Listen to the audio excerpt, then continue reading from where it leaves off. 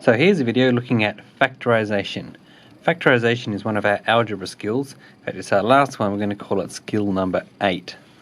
So the key thing about factorisation is this idea of factors. So let's look at 8. 8 is a number that can be made up from different factors. Those are numbers that can be divided into 8.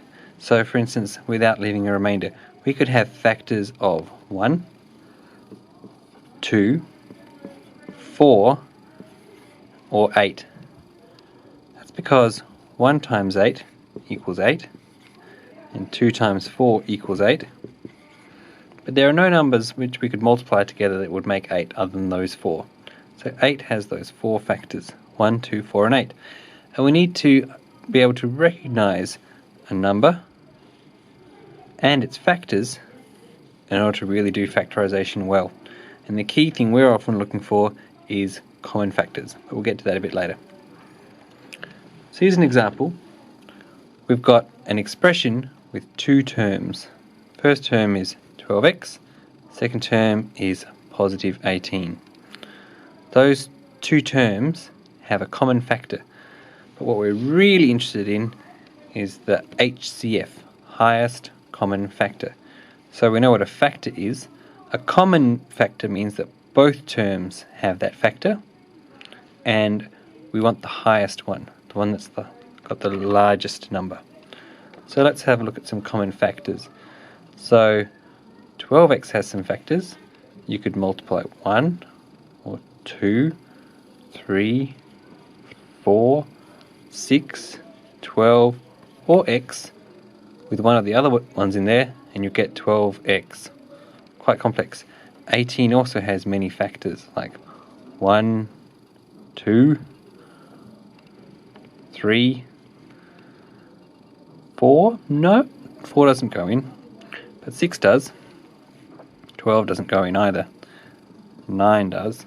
And there's no x because there's no x term there. So the one we're interested in is the highest common factor. It has to be in both. 1's in both, 2's in both, 3's in both, 4 isn't, but 6 is.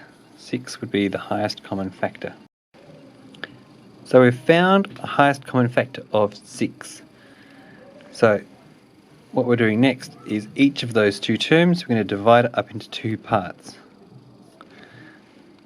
Something multiplied by something plus something multiplied by something.